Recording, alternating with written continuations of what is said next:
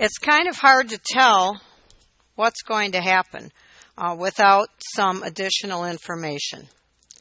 So, if we have potassium nitrate dissolved in water, the electrolysis of water takes place.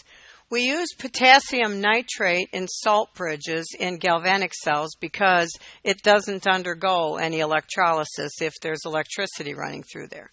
So what happens is that at the cathode, where we have the reduction taking place, we have 2 moles of water. It grabs 2 electrons to make hydrogen gas plus 2 hydroxide ions. That's what's going on at the cathode. And at the anode, we have 2 water molecules, and they are breaking down to make oxygen gas plus 4 hydrogen ions plus 4 electrons. So now when we put this all together,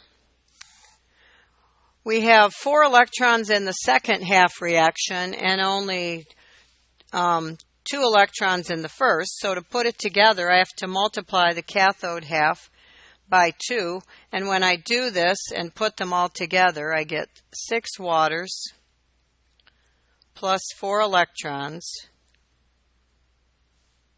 yields 2 hydrogen gas plus oxygen gas plus 4 hydroxide ions plus 4 hydrogen ions plus 4 electrons. Now, when we look at this and we start to figure out, well, what can I cancel out from both sides? What can I cancel out from both sides? 4 electrons. What else can I do to sort of clean this up or combine things? Yeah, we have 4 hydroxides and 4 hydrogens on the same side, so these combine and give us 4 waters. Now I have 4 waters on the right and I have 2 waters on the left, so I can cancel out 4 waters from both sides. And what I'm left with is the electrolysis of water.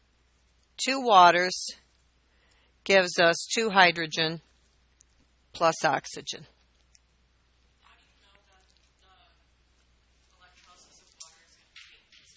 Because I'm really smart. At this point, you'd have no way of knowing that, okay? There's no way at this point in time that you can look at this and say, oh, that's what's going to happen. The way that I got so smart, there are charts for electrolysis that have potentials for all of these reactions. And if you look at them, you can see from the chart and the potentials that that's what will take place. Otherwise, you have no way of knowing. Okay? Yeah, it is really confusing at first. So now we're going to, but that's a good question. Now we're going to look at something where you have the salt is undergoing the electrolysis and the water's not. And again, as a beginner and just looking at these two things, you'd have no way to know that. The way that you know is by looking at a chart or by having some additional information. And we're building this for additional information for the next page. So if we have copper bromide, copper bromide dissolves in water, breaks apart. It gives us copper 2 ions plus 2 bromide ions. Now in this case, it's actually the salt that undergoes the electrolysis. So at the cathode, we have copper 2 plus gains 2 electrons and makes copper solid. At the anode, we have 2 bromide ions giving up 2 electrons and making bromine liquid. So you say, okay, that's cool. I can see that that's what's happening, but it's hard to predict, again, without some additional information. So now, let's just look at what we just did.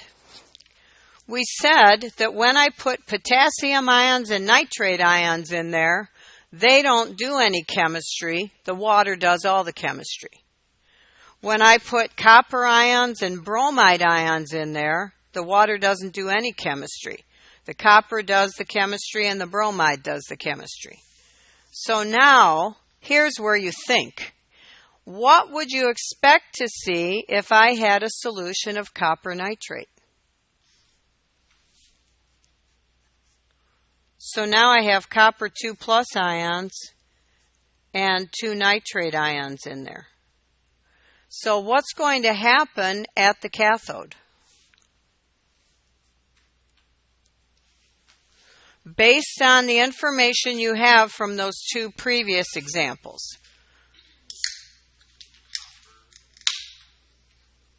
Yep, absolutely.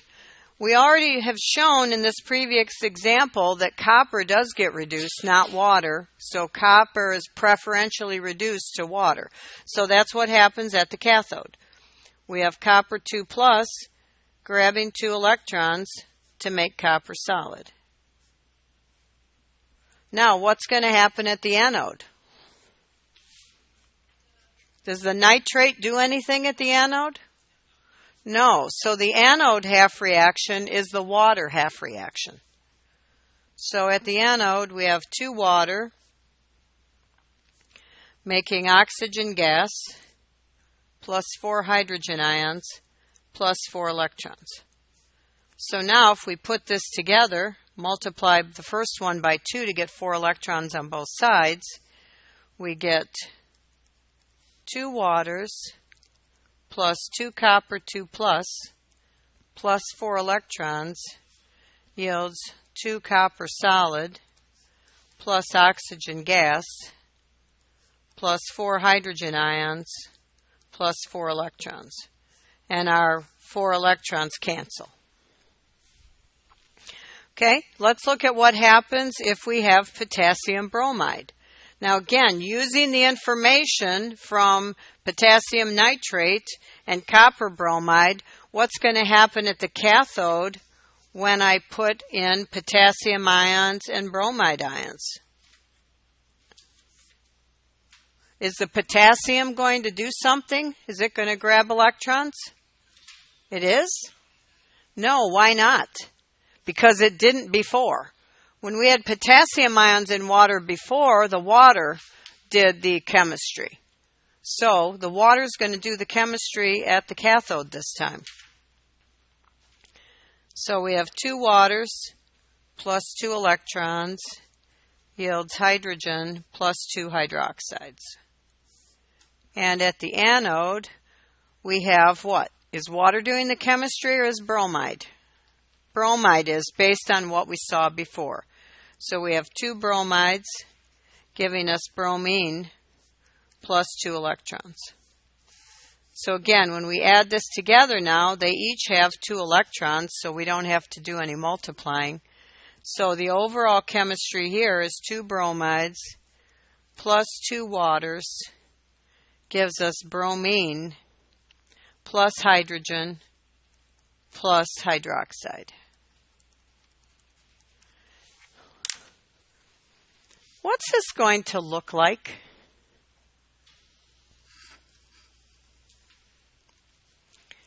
If I give you a solution of potassium bromide and I hand it to you in a beaker, what's in your beaker? What do you see with your regular eyes?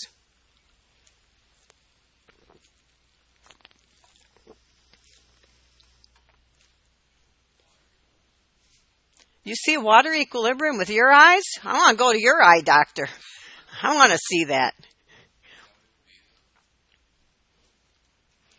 Yes, it would be.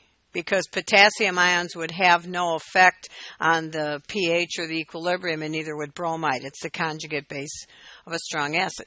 But what would you see if I handed you a beaker of potassium bromide and water? What would you be looking at in your hand? A colorless, clear solution, because potassium bromide doesn't have any color, right?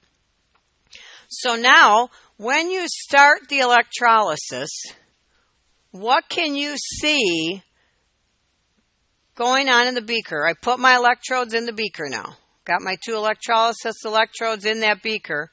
What are you going to see that would help you identify which is the anode electrode and which is the cathode? Say it louder. No, these are going to be like platinum electrodes. So the electrode itself isn't getting used up. That's not like in a galvanic cell. So look at the chemistry. What's happening? What's happening at the cathode? Water's breaking apart into what? Is it?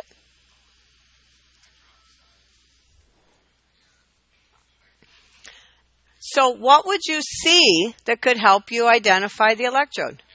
Bubbles, right? You would see gas bubbles forming at the cathode. What would you see at the anode that could help you identify as the anode?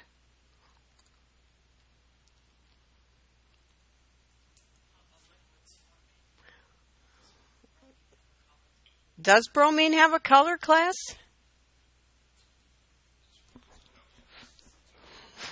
It's orange. It's orange. So you should be able to see which is the anode and which is the cathode. Okay, so start to think about all the chemistry you've learned so far and how this kind of comes together.